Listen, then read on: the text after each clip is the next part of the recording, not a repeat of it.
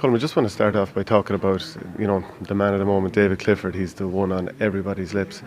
So for a player like that, and you've gone through the scrutiny of being an underage player and people are talking about you, what sort of advice would you give a guy like him?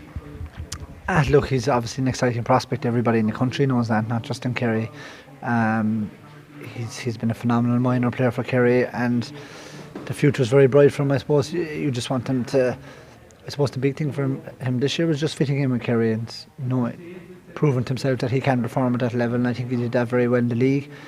He got plenty of time in most of the matches, so he knows he can compete in this level. But it's just to have realistic expectations for himself. Not that he's to go every day and maybe score 1-6 or 1-7.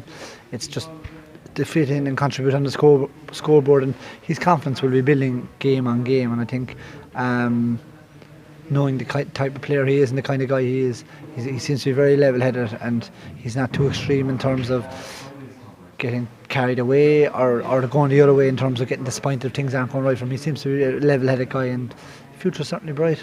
And do you think that people in Kerry expect him to deliver this year, or are they cautious about it because there's a feeling that you don't want to put so much pressure that you kind of spoil him to a degree? Yeah, I think they're excited to think that he can deliver this year, but also cautious from the point of view of, okay, if he doesn't perform in year one, he's not going to be just whipped aside.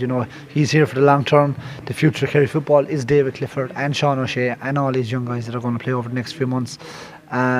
So I think the Kerry folk are being cautious with him, to be honest. They know all the quality with him. So if it doesn't work in year one, that's okay. They'll build on it.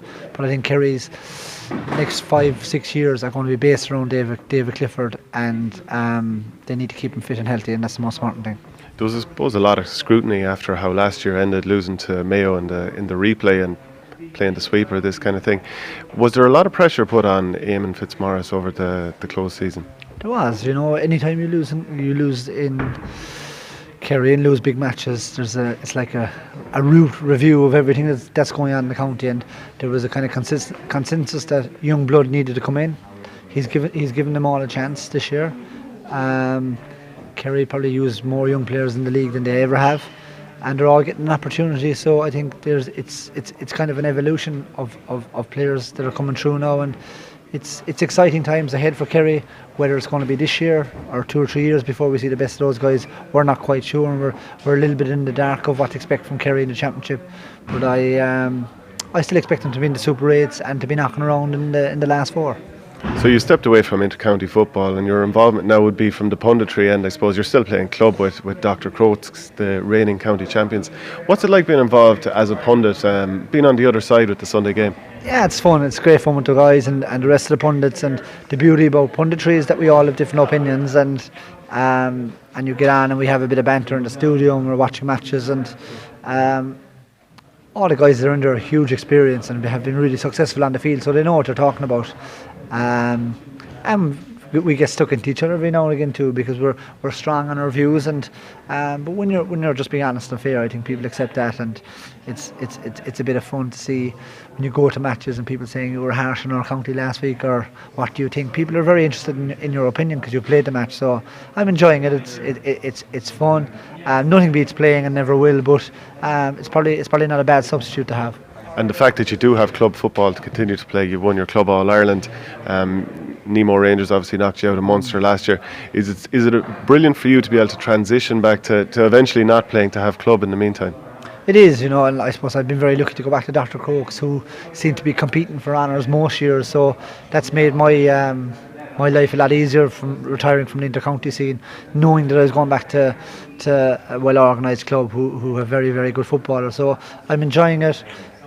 Training is obviously a little bit more relaxed than the inter-county scene. We take it seriously, but and we train hard when we train, but it's not as full on as the inter-county scene, and it just gives my body that little bit extra time that I can recover, that I can get that extra bit of recovery, and it's great to be able to do it, and hopefully that'll last another few years.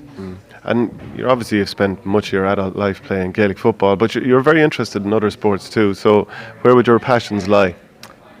Look, I follow all sports. I play a little bit of golf. I watch the NFL. I've been to a Super Bowl. So yeah, I like those sports. Obviously soccer. I'm a big Liverpool fan, so I'm licking my wounds today after last weekend. But I generally watch all sports, and you're always just, I suppose, going into the punditry and things now, you're always looking over things with a kind of analytic eye and things, so I'm just a sports junkie basically. Yeah. So what would you play off in golf? Play off 15, so I played a lot of pitch and putt when I was young, but got into golf in the last number of years. Haven't really played too many competitions because with Sunday matches and playing with Dr Crokes and Kerry, I didn't get too many chances. So a reasonable 15, I would call it, Shane, and maybe get that number closer to 12 or 13 maybe before the summer's out. Any particularly good courses that you've played? Well, I'm a member in Clarny, it's beautiful. I suppose we're spoiled in Kerry with Waterville and Ballybunion and Tralee, some of the best links in the world that you could play. So we're spoiled down south, and I think we're spoiled in Ireland really with the golf options we have, and I just need to get a little bit better in it. Yeah, and you mentioned that you were at a Super Bowl. Can you tell us about that experience? I suppose there's the tailgating parties in the car park beforehand. Yeah, it's phenomenal how the Americans do it. When they throw a party, they really know how to do it. It was in Miami when I was there actually, which is an amazing city anyway. But when I was there was fireworks the night before. They just know how to throw a party, and the tailgating, and even the build up on the TV stations over there in the build up to the matches. They just analyse every little point, and it's a very technical game in a way in the NFL, but these guys bring it to new levels altogether. So I enjoy learning that from different sports as well. So you pick up these things when you do a bit of travel, and it's just a great experience. Who won that Super Bowl? The New Orleans Saints won. Drew Brees was quarterback for them. So big one. And just then finally, Liverpool recently lost the Champions League final to Real Madrid. How much would you admire someone like Jurgen Klopp? Yeah, I like him. I obviously think he's been a great appointment for Liverpool. He's proven now by getting to Champions League final, the next step is getting a major trophy. They've lost 2 finals now, I think, under him. So they'll want a piece of silverware. But I'd be very positive about the impact he's had on the club and where he's going.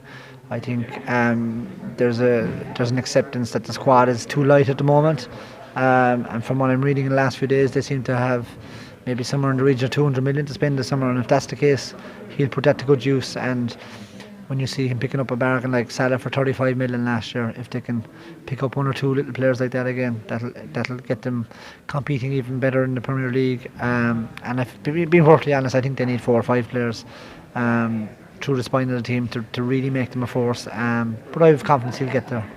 And I suppose one of those would probably be a goalkeeper. Now at the same time, Loris Karius, you'd have to feel incredibly sorry for him with those mistakes, especially the Bale second goal that killed it off. Like, do you look at somebody who's put in that position, you can see him in tears afterwards and think, geez, we really do treat our sport very serious, even looking at the GA as well? We do, and even the GA, it's funny, we probably hold players to professional standards, which is a little bit unfair considering that they are amateur. But that's because we all care. We're so passionate about our sport, and the GA in particular, that we're influenced by other sports and the standards that are set from them. So I don't think that's going to change. So it's probably unfortunate from the players' point of view, but that's the world we live in. And just finally, what do you expect from Kerry this year, and what would constitute success? Success for Kerry is certainly making the Super 8s. I think they have a squad capable of being in the last 4, and you just never know from there.